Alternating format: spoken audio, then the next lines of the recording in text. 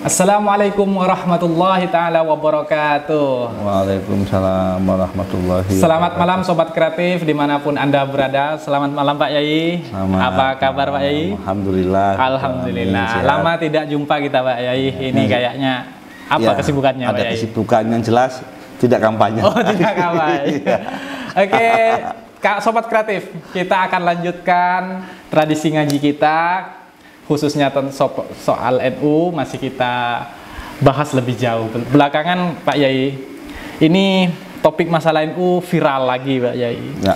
Mulai dari terakhir pemecatan Ketua PWNU Jawa Timur, gitu ya.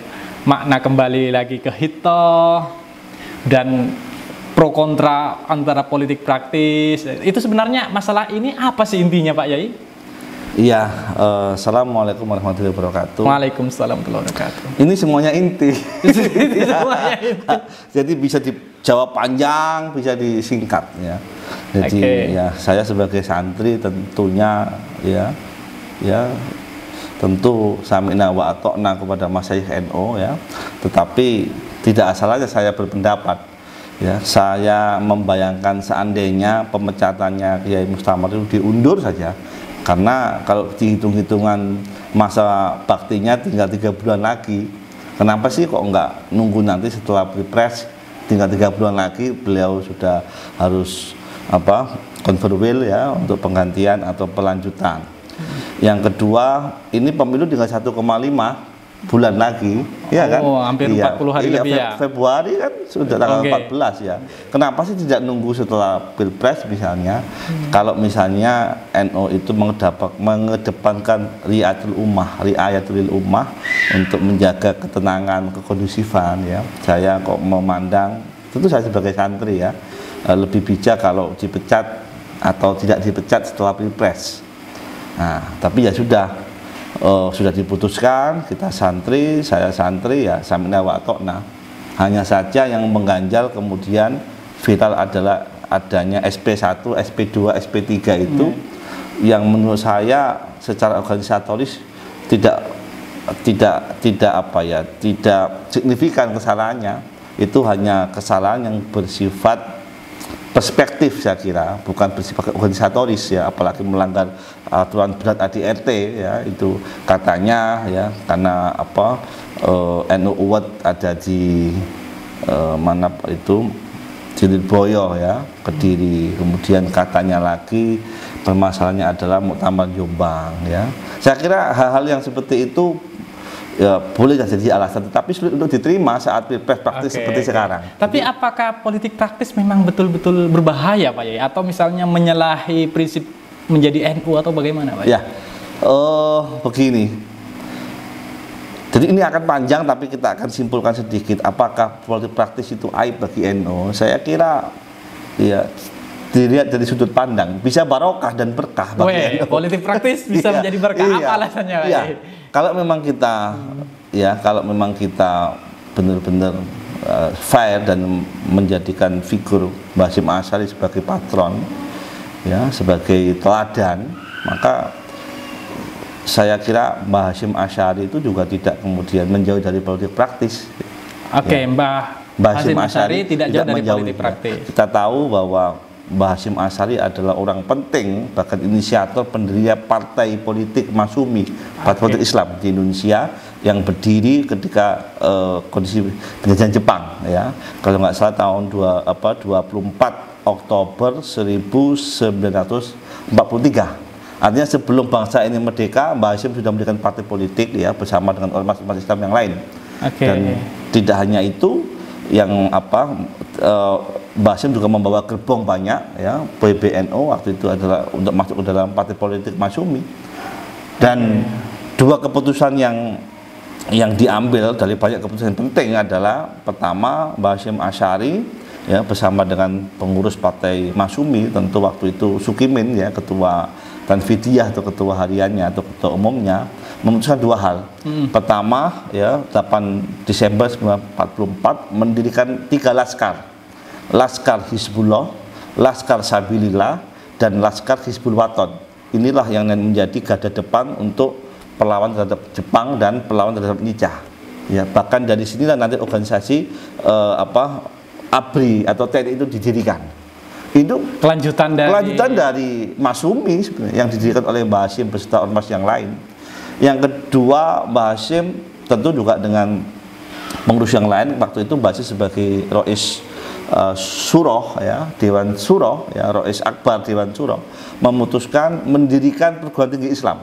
Nah, yang waktu itu tempatnya di Gondang Dia ya. Di mana itu Pak Yai? Di Gondang Dia itu di Jakarta. Pada tanggal 6 ya sampai 8 Juli tahun 45 ya, sebelum kemerdekaan tentunya. Sebelum kemerdekaan. Dan karena situasi penjajahan dan ibu kota waktu itu kemudian pindah ke Jogja, kemudian pendirian perguruan tinggi Islam itu dilanjutkan di Jogja dan hari ini masih ada monumennya yaitu UII. UII, berarti UII coba geledah arsip UII bahwa pendirian UII itu adalah dari tokoh-tokoh partai politik dan didirikan atas nama partai politik Masyumi. Wah, ini keren Sobat Kreatif.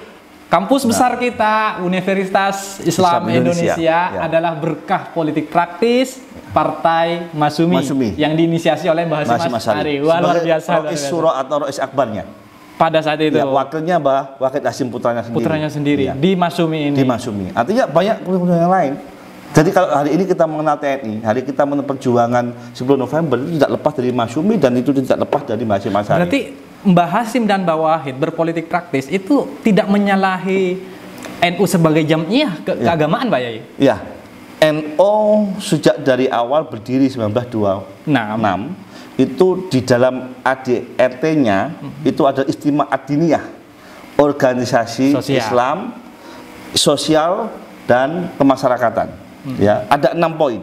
Memang tidak menyinggung sama sekali partai politik.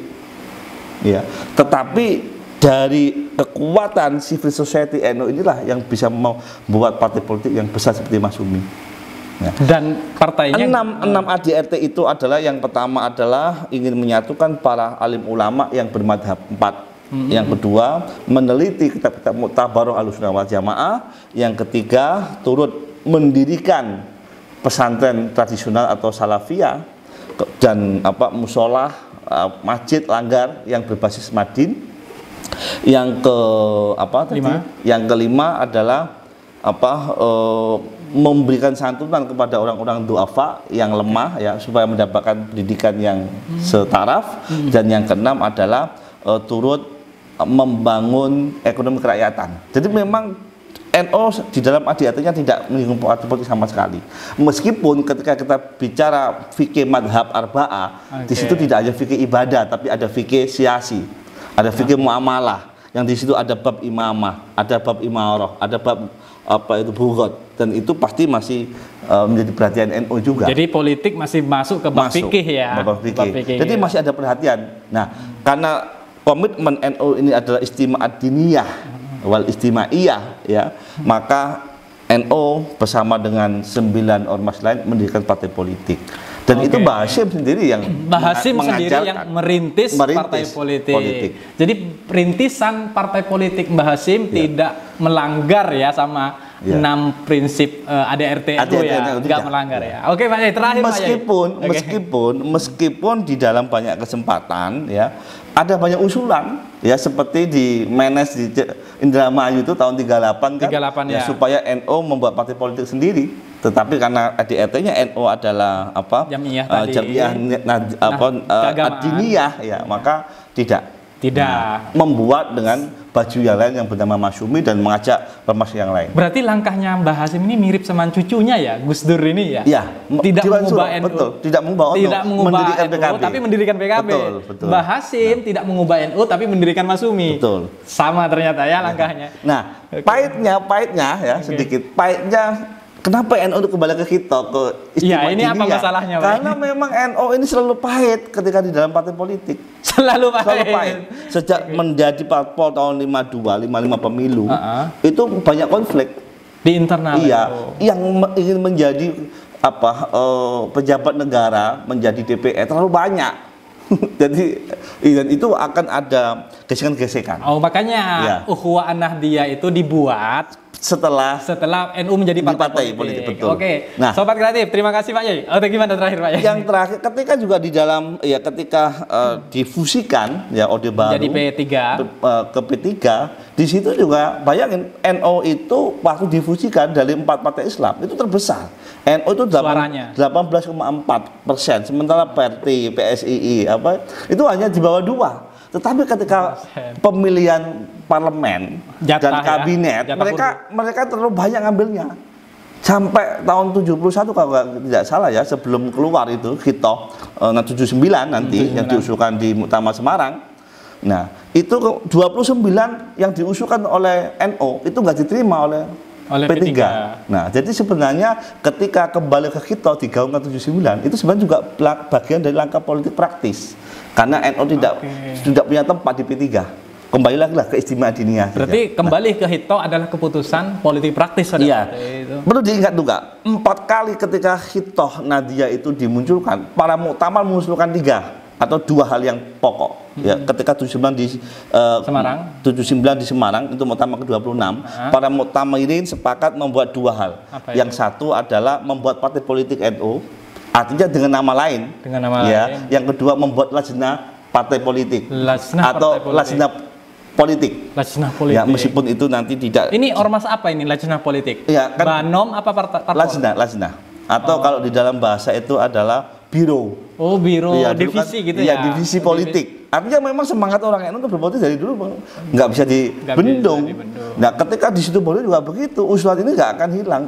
NU supaya membuat biro atau lajnah atau banom politik dan para masyayikh NU yang berpolitik praktis supaya mendirikan NU. Tapi juga tidak kesampaian sampai 98 reformasi dan baru mendirikan PKB. Oke, terima kasih Pak Yai. Sobat Kreatif, kita harus tegakkan di sini bahwa NU selamanya sejak Mbah Hasyim hingga hari ini tidak pernah berubah identitas sosial keagamaan. Tapi bahwa NU mendirikan sayap-sayap partai politik seperti Masumi, biro politik, sampai PKB nanti, itu memang bagian dari cara ulama NU membangun bangsa dan negara. Salah satunya. Dan salah satu berkah politik Masumi, ya, politik praktis yang dilakukan oleh Mbah Hasyim dan Mbah Wahid adalah berdirinya kampus UII di Yogyakarta, gitu. Termasuk juga bisa memunculkan Perdana Menteri yang dari Masumi. Berhasil mengangkat Perdana Menteri. Terima kasih Pak Yai. Mungkin sampai di sini diskusi kita. Kita lanjutkan pada topik berikutnya. Tetap bersama NU, Sobat Kreatif. Akhirul kalam dari saya. Assalamualaikum warahmatullahi wabarakatuh. Waalaikumsalam warahmatullahi wabarakatuh. Terima kasih Pak Yai. Sama-sama. Terima kasih Pak Yai.